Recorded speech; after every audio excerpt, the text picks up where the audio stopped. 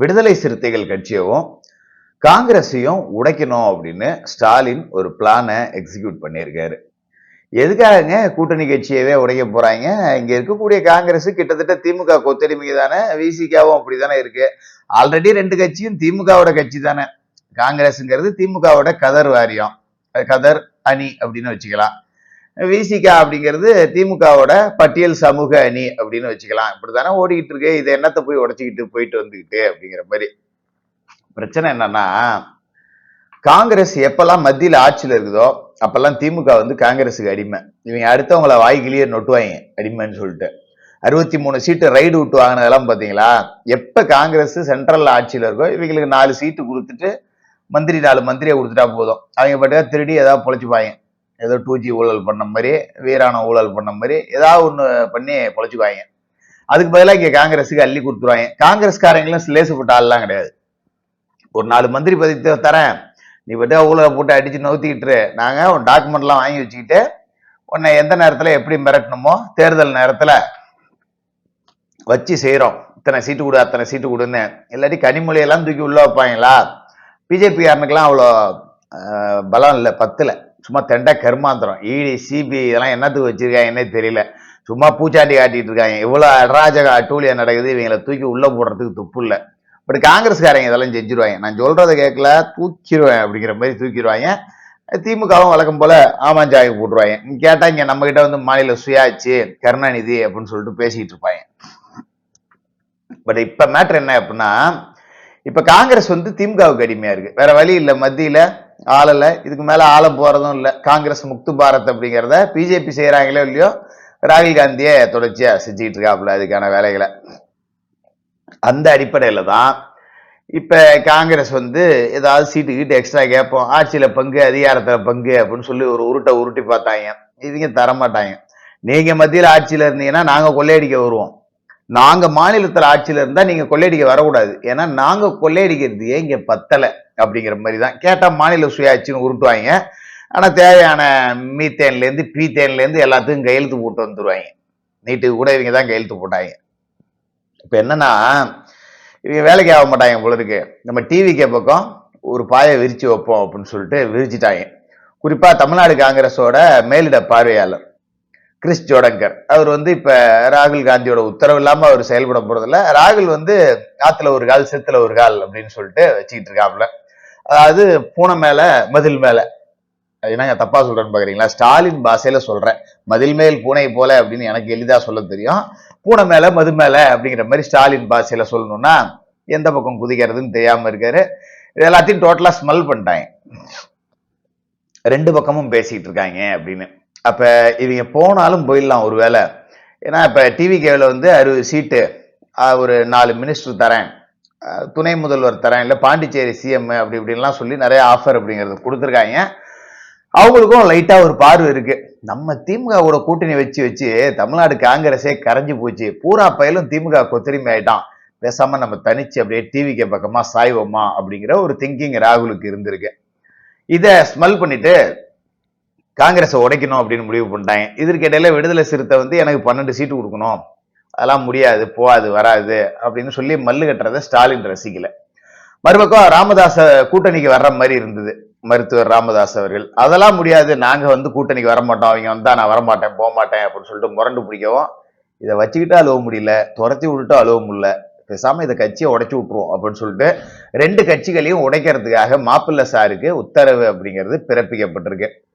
இப்ப 12 காங்கிரஸ் எம்எல்ஏக்கள் இந்த நேரத்துல டிவிகே கூட்டணிக்கு போனுச்சு காங்கிரஸ் அப்படின்னா, காங்கிரஸ் ஜனநாயக பேரவை 2001 தூசு தட்டினாங்க பார்த்தீங்களா? அதிமுகவோட காங்கிரஸ் கூட்டணிக்கு போனதால எதிர்த்து வந்து காங்கிரஸ் ஜனநாயக பேரவை அப்படின்னு ஆரம்பிச்சாங்களா? அதே மாதிரி 12 எம்எல்ஏக்களை பிரிச்சு அதற்கான வேலைகள் அப்படிங்கிறது நடந்துட்டு இருக்கு. 12 எம்எல்ஏக்கள் சம்மதமும் தெரிவிச்சுட்டாங்க.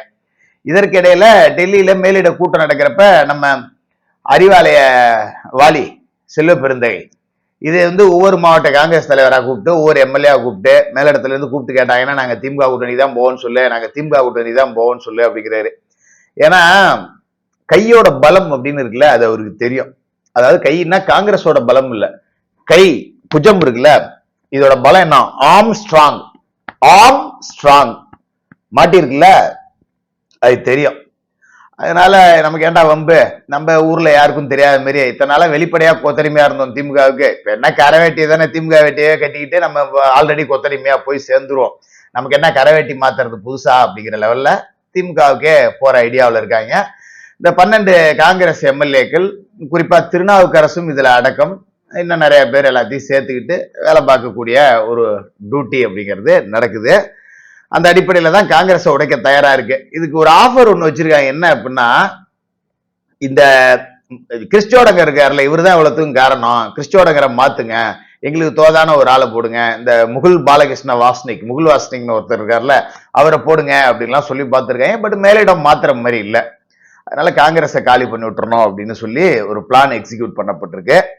இதுல இன்னொரு பக்கம் விசிகாவை உடைக்கக்கூடிய வேலை. விசிகாவை எண்ணத்தை உடைக்கிறது, விசிகான்னு தான் ஒரு கட்சியே இல்லையா, அது எண்ணத்தை போய் உடைக்கிறது, ஆல்ரெடி அது திமுக தானே, அது எண்ணத்தை உடைக்கிறது அப்படின்னு நினைக்காம இல்ல அதையும் உடைச்சிடணும் அப்படின்னு முடிவு பண்ணியிருக்காங்க.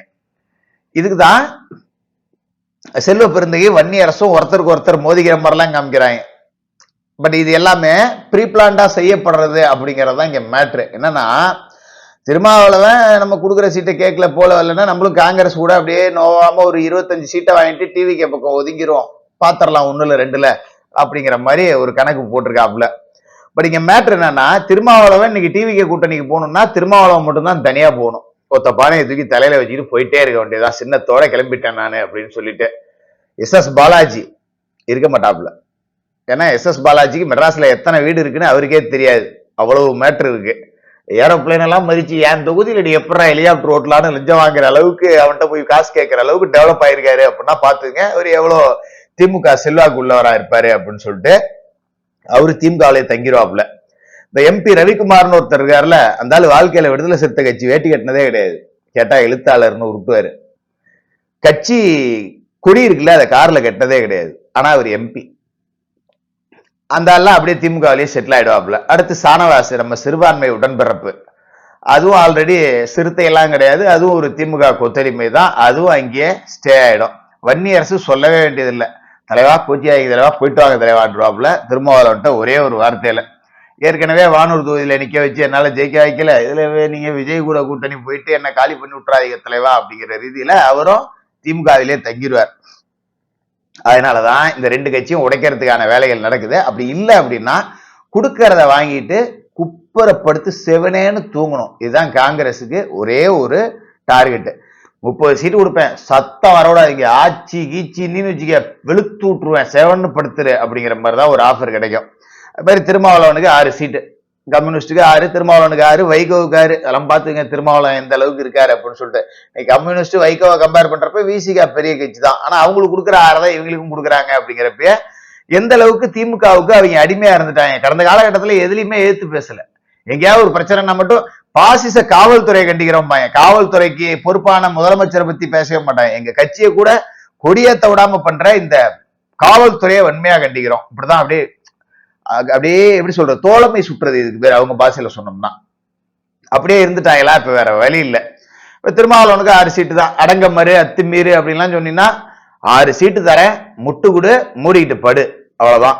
அடங்கமறு அத்துமீறுலாம் கிடையாது, முட்டு விடு மூடிக்கிட்டு படு கம்முன்னு, அவ்வளவுதான் மேட்ரு அப்படின்னு சொல்லி அவங்களையும் ஒப்படைச்சிருவாங்க. வேற வழி இல்லை, இவங்க 2 கட்சியும் உடைச்சிருவாங்க அப்படிங்கிறதுக்காக இங்க இருந்து போறதுக்கான சாத்தியம் அப்படிங்கிறது இவர்களுக்கு எதுவுமே இல்லை.